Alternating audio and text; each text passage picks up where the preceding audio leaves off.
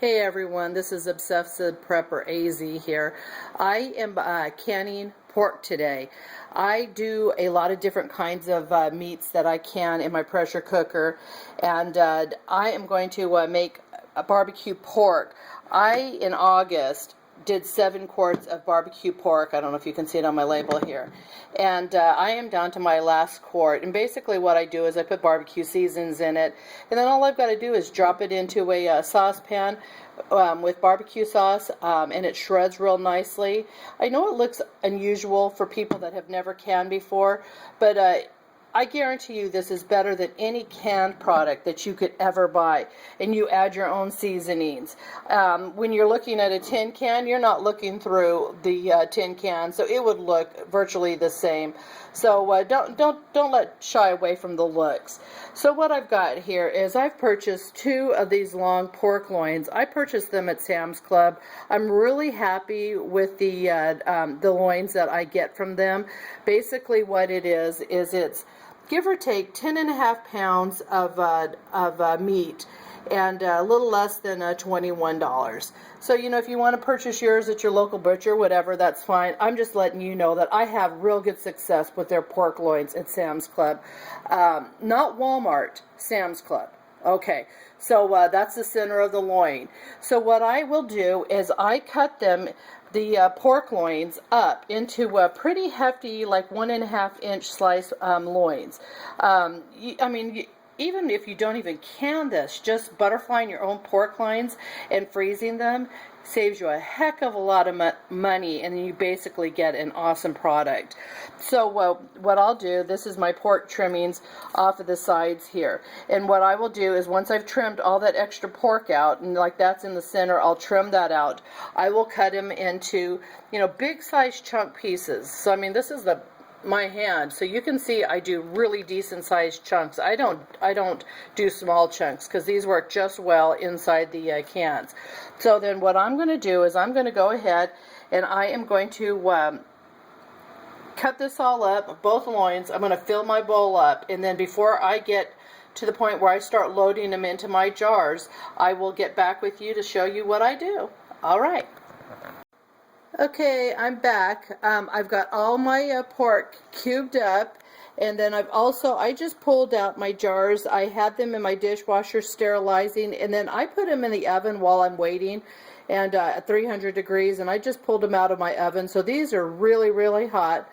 I just pulled these off the stove, my caps and lids, and then I've got all my seasonings that I put in. So I'm going to put my camera down. See if I can get a good angle here, and I'm going to start. Is that good enough? There you go. Okay, and then I'm going to start loading my jar so you can see what I do. So basically all I'm doing is I'm going to put in all my pork pieces into each jar. You try to get them pretty much shoved full of the pork. And you can do it once you've got it cleaned up, you can do it relatively quick here. I've got my glove on, my UV glove. My mother bought this for me for Christmas, and every time I can, I think of her because when she bought it for me, I'm like, what on earth am I ever going to do with this glove? In every video, I tell you all, go out and buy one.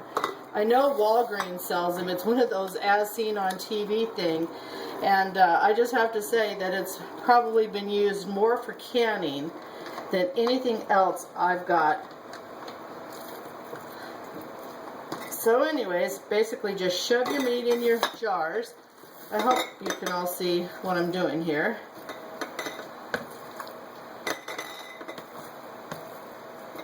And I try to work relatively quick because I like to keep all my jars and everything still hot.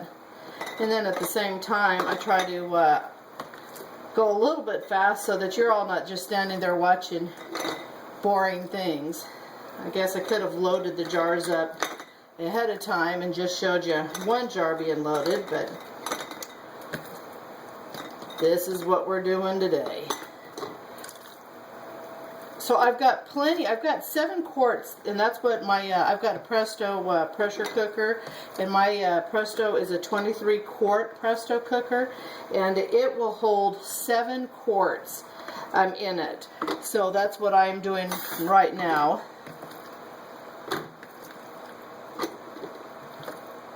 And then plenty of, I've got plenty extra that I'm going to do another load, but I'm going to do them in my pint sizes. Okay, so that's what I've got here. I'm going to wash my hand real quick. Bear with me.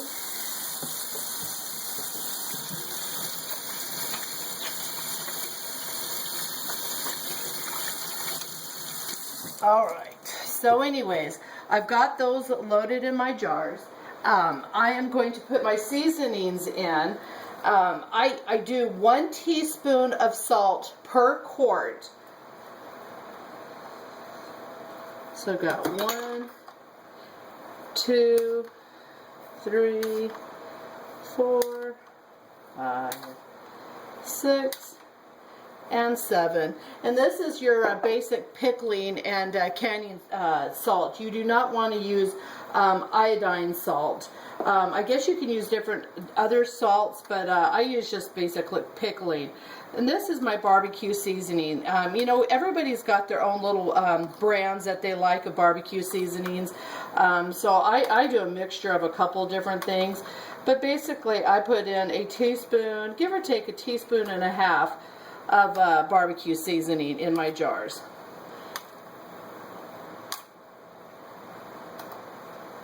You do not have to have any liquid because your meat, when it cooks, will cook out your the moisture out of the meat, and that's all you will need. I also use hot shot, which is your red pepper. I don't know if you can see that or not. Ah, there you go. Red pepper and black pepper mixture. And I like my barbecue a little hot. So I'm adding a half a teaspoon of that.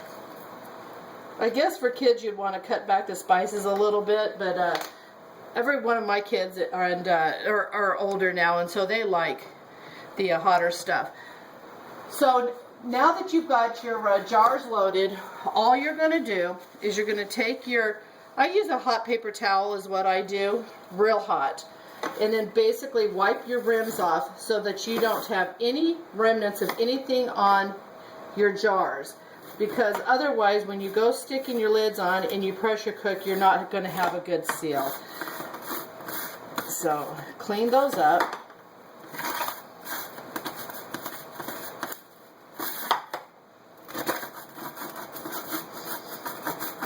Okie dokie. Okay, so those are done. And then we're going to put on our lids. If I can get them out here.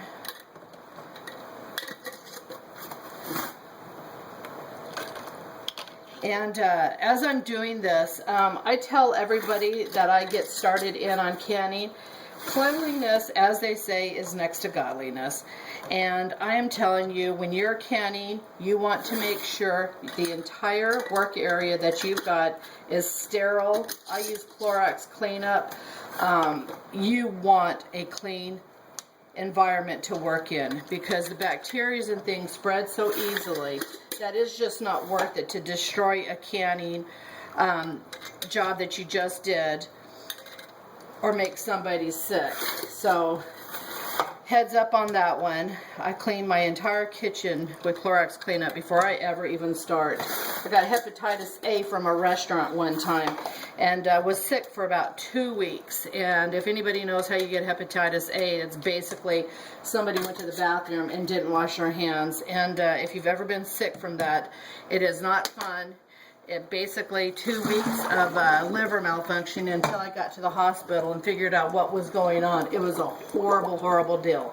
Okay, so you don't want to tighten your jars down super tight, just enough to get your bands tight.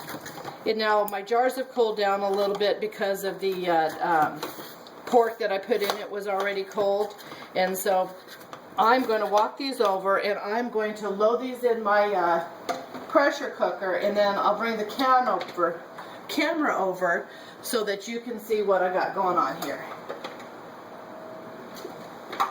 And on quarts, you're going to pressure cook your quarts for 90 minutes once they've steamed and they've got up to pressure. And then also pints, if you're cooking pints, you're going to do those for 75 minutes.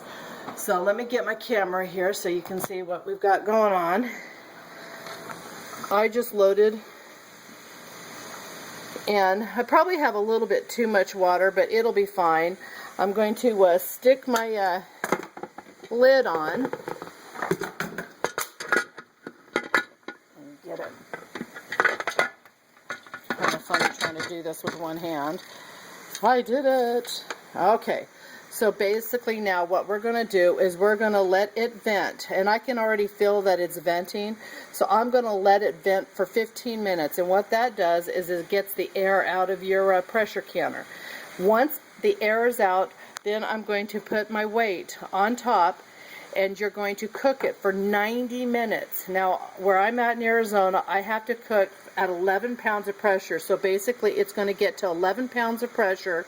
Once it gets that 11 pounds of pressure, I'm going to cut back my temperature, because you won't have to have it on high. You can cut back the temperature quite a bit. I'll set my timer for 90 minutes, and I'll start timing it from that point.